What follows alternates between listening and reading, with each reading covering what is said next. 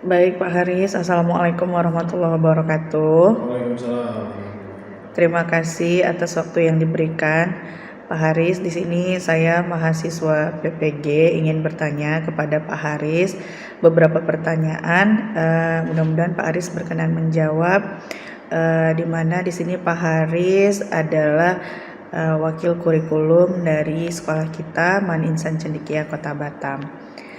Saya langsung saja Pak Aris ke pertanyaan pertama saya tentang permasalahan yang saya identifikasi mengenai peserta didik yang mengantuk di kelas. Menurut Pak Haris, kenapa ya siswa-siswa itu mengantuk di kelas kira-kira? Mengantuk ya. Ini ada dua hal. Yang pertama adalah jadwal mereka yang cukup padat dan juga monoton. Dimana mereka bangun udah jam 4 itu sudah bangun, kemudian baru tidur lagi jam 10. Ya, itu pun itu teorinya, karena realitanya kan mungkin mereka ada kegiatan yang lain dan seterusnya. Kemudian yang kedua mungkin adalah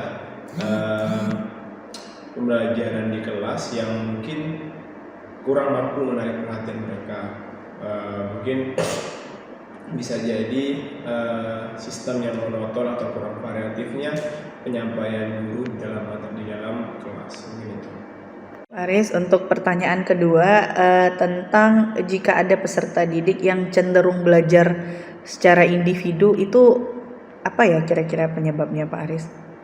Oke, untuk individu mungkin karena mereka berlatar belakang sebagai peserta didik yang berprestasi di sekolah lamanya, sehingga ambisi untuk lebih baik daripada kawan-kawannya dan bersaing itu lebih tinggi. Akhirnya muncullah keindividuan dari masing-masing siswa itu sih mungkin. Nah, untuk pertanyaan yang ketiga ini Pak Haris tentang keterlibatan orang tua. Kira-kira menurut Pak Haris, jika ada orang tua yang tidak terlibat dalam perkembangan kemampuan belajar siswa, itu apa ya Pak Haris penyebabnya? Oke, ketidakterlibatan orang tua ya, mungkin karena sistem ya, karena kita juga sistem asrama, peran orang tua cukup minim di sini, sehingga atau lebih sering digantikan oleh guru asuh dan seterusnya. Padahal sih sebenarnya peran orang tua itu sangat penting dalam proses anak, apalagi beliau yang mereka yang tahu bagaimana anak itu berkembang dari kecil sampai dengan SMA sekarang. Namun sebenarnya sudah diwadahi dengan adanya perpulangan dan seterusnya. Namun memang harus tetap ditingkatkan lagi peran orang tua secara gamblang di dalam perkembangan anak itu. Baik, untuk pertanyaan keempat nih Pak Haris tentang miskonsepsi atau siswa-siswa yang masih mengalami kesulitan dalam mengerjakan soal-soal HOTS. Itu kira-kira penyebabnya apa ya Pak Haris? Oke, soal HOTS ya, soal yang butuh penalaran tingkat tinggi. Kalau bayangan saya adalah kenapa sering miss daripada penyelesaiannya, karena anak-anak mungkin kurang paham atau kurang kuat dasar dari fondasi pemahaman konsepnya. Hal ini yang menyebabkan ketika soal itu membutuhkan penalaran atau kemampuan menawar kita, kemampuan menawar anak menjadi tidak lebih baik daripada sebelumnya. Karena HOTS ini membutuhkan penalaran yang kuat, sedangkan anak mayoritas cenderung mengikuti apa yang gurunya telah sampaikan.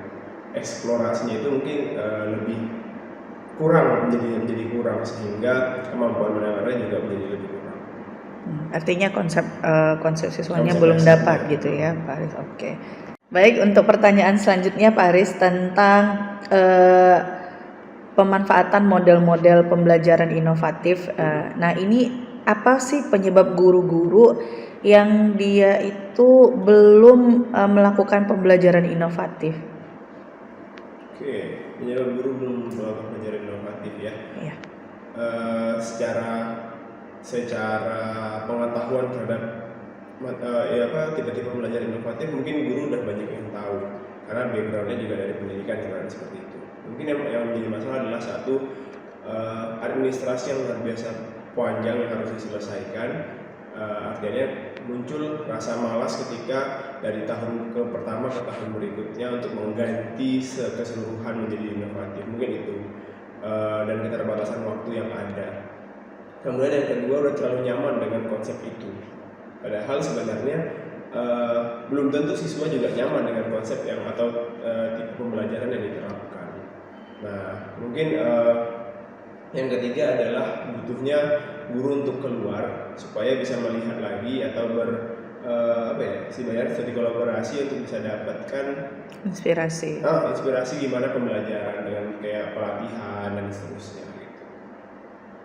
Pak Haris, untuk pertanyaan terakhir ini tentang bagaimana menurut Pak Haris apa yang menjadi masalah jika guru-guru itu belum memanfaatkan teknologi dalam proses pembelajaran.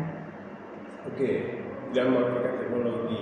Satu, mungkin banyak guru-guru kita itu atau lahir bukan pada tahun teknologi, yang pertama. Kemudian yang kedua, merasa akhirnya udahlah, teknologi itu bukan saya pokoknya, saya masih pakai cara yang kolot. Kemudian yang ketiga adalah pemikiran bahwa metode pembelajaran yang terdahulu itu jauh lebih mengena ketimbang teknologi.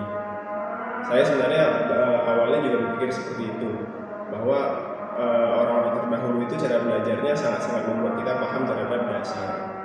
Padahal sebenarnya dengan konsep anak yang sekarang yang tertarik pada visual, audio, itu membutuhkan kolaborasi, bukan artinya ditiadakan yang terdahulu. Artinya itulah mungkin keterbatasan waktu dari guru, kemudian juga kemauan untuk belajar terhadap teknologi yang mungkin masih belum pada level yang tinggi. Baik, itu saja Pak Haris. Baik, terima kasih banyak atas waktu yang diluangkan Pak Haris. Demikian saja wawancaranya. Saya akhiri. Assalamualaikum warahmatullahi wabarakatuh. Waalaikumsalam warahmatullahi wabarakatuh.